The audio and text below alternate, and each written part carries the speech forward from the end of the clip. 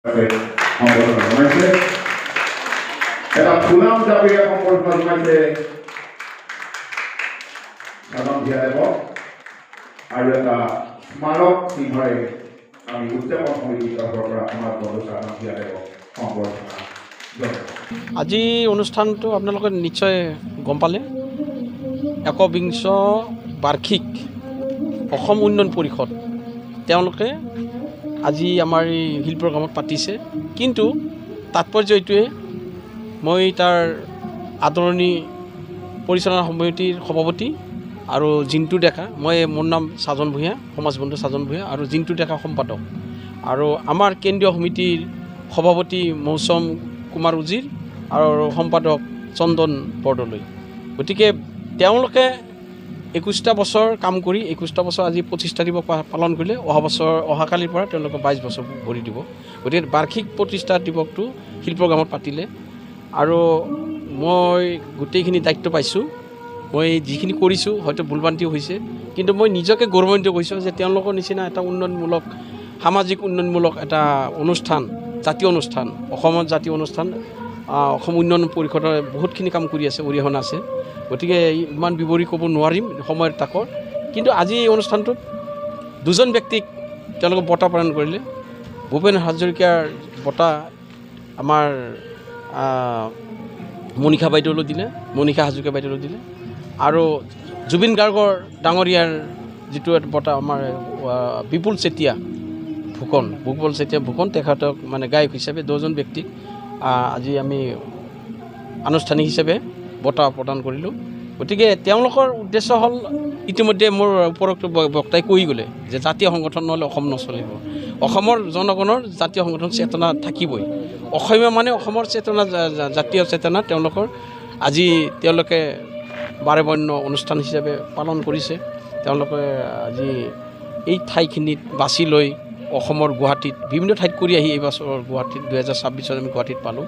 গতিকে মই আদৰণি সভাৰ বা পৰিচালনা সভাৰ সভাপতি হিচাপে মই দায়িত্ব পালন পাইছোঁ। হয়তো ভুল ক্ৰুটি হৈছে, কিন্তু নিজকে গৌৰৱান্বিত কৰিছে এইকাৰণে যে তেওঁলোকে যিখিনি উন্নয়নমূলক কাম কৰিছে আৰু কৰিব আৰু কৰি গৈ আছে, গতিকে তেওঁলোকে অতুলনীয়। এইটো ৰাইজৰ কাৰণে বহুত এটা প্ৰত্যাশা। গতিকে ৰাইজে আগত তেওঁলোকৰ বহুত দায়বদ্ধতা কাম আছে। গতিকে উন্নয়ন পৰিষদে বহুত উন্নয়নমূলক কাম হাতত ল'ব, আৰু চৰকাৰৰ ফালৰ পৰা সঁহাৰি পাব বুলি আশা ৰাখিছোঁ। আৰু তেওঁলোকে যিখিনি কৰিছে সেইখিনি কিন্তু তেওঁলোকৰ আজিলৈকে পিছু যোৱা নাই, আগবাঢ়ি আছে আৰু আগবাঢ়ি গৈ। অসম উন্নয়ন পৰিষদৰ 1বিংশ বাৰ্ষিক কেন্দ্ৰীয় প্ৰতিষ্ঠা দিৱসৰ কাৰ্যসূচী আমি উদযাপন কৰিবলৈ লৈছোঁ। আৰু আজি অসম উন্নয়ন পৰিষদে 1বিংশ বছৰ অতিক্ৰম কৰি 22তম বৰ্ষত ভৰি দিলেহি। আৰু এই চেগতে মই সকলো সতীৰ্থ, পুৰণা সতীৰ্থ সকলোকে স্মৰণ কৰিছোঁ। আৰু আমাৰ বিশেষ আকৰ্ষণ হৈছে, প্ৰত্যেক বছৰ আমি 2012 বৰ্ষৰ পৰা ডক্টৰ ভূপেন হাজৰিকাৰ পবিত্ৰ স্মৃতিত গণশিল্পী বঁটা প্ৰদান কৰি আহিছোঁ। সেই গণশিল্পী বঁটা এইবাৰ আমি বিশিষ্ট শিল্পী মনীষা হাজৰিকা বাইদেউক আমি প্ৰদান কৰিম। তাৰ লগতে সদাপ্ৰয়াত আমাৰ হিয়াৰামঠু, অসমীয়াৰ হিয়াৰামঠু জুবিন গাৰ্গৰ পবিত্ৰ স্মৃতিত এই বৰ্ষৰ পৰা অসম উন্নয়ন পৰিষদে অসম কণ্ঠ নামে এটা বঁটা আমি ঘোষণা কৰিছিলোঁ। আৰু এই বঁটাটো আমি আমাৰ বিশিষ্ট শিল্পী আমাৰ বিপুল চেতিয়া ডাঙৰীয়াক আজি আমি প্ৰদান কৰিম। আৰু তাৰ লগতে বিভিন্ন বিশিষ্ট ব্যক্তিসকল আহি উপস্থিত হ'ব বিভিন্ন দিশৰ। সেইকাৰণে সকলো ৰাইজক আমি সহযোগিতা কামনা কৰোঁ। চাওক, আজি আমাৰ অসম উন্নয়ন সমিতিৰ পৰিষদৰ আমাৰ যি আমাৰ 21 মানে প্ৰতিষ্ঠা দিৱস, তাত আমাৰ এটা আদৰণি সমিতিও আমাৰ কৰি দিয়া হৈছে। এতিয়া আদৰণি সমিতি আমাৰ কাৰ্যকৰী সভাপতি, আৰু ইয়াতে আমি যেখানি আমি ৰাইজৰ সঁহাৰি পাইছোঁ, সঁচাকৈ বৰ উৎফুল্লিত, মানে প্ৰশংসনীয়। কাৰণ কি আমাৰ এতিয়া কাৰ্যসূচী বহুতো আছে। এতিয়া আমাৰ বৰ্তমান আমাৰ চিত্ৰাংকন প্ৰতিযোগিতা চলি আছে, তাৰপিছত আমাৰ পিঠা পনা কাৰ্যসূচী আছে। এইবিলাক আমি চলাই লৈ যাম। আৰু ইয়াতে আমাক ৰাইজেও বহুত সহায় সহযোগিতা কৰিছে। আৰু ইয়াতে আমাৰ উন্নয়ন সমিতি কেন্দ্ৰীয় কমিটিৰ তৰফৰ পৰা আমাক আদৰণি সমিতিক বহুত সহায় সহযোগিতা কৰিছে। আৰু সেই হিচাপে আমি যিখিনি দায়িত্ব আমি লৈছোঁ, আমি সুকলমে চলাই নিব পাৰিম বুলি আমি আশা কৰিছোঁ। আৰু ৰাইজৰ সকলোৰে আমি সহায় সহযোগিতা কামনা কৰিছোঁ। অসম উন্নয়ন পৰিষদৰ 21 সংখ্যক প্ৰতিষ্ঠা দিৱস, আৰু এই দিনটো একচুৱেলি এটা দিনেই নহয়, আমাৰ সংগঠনৰ পৰিষদৰ 21টা বছৰৰ সংগ্ৰামৰ প্ৰতিফলন হয়।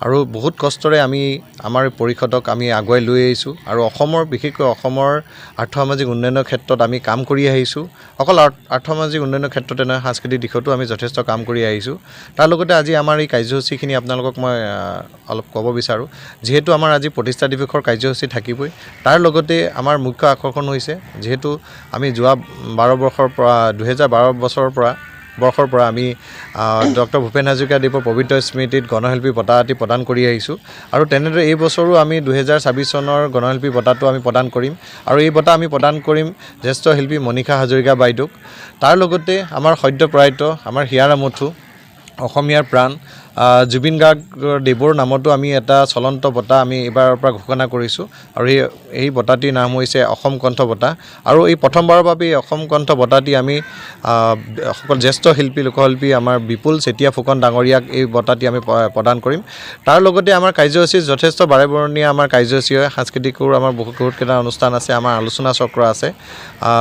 যথেষ্ট গঠনমূলক এইবাৰ আমাৰ অনুষ্ঠানটো আমাৰ অনুষ্ঠিত হ'ব আৰু সেইবাবে আমি সকলোৰে সহযোগিতা আশা কৰিলোঁ আৰু ধন্যবাদ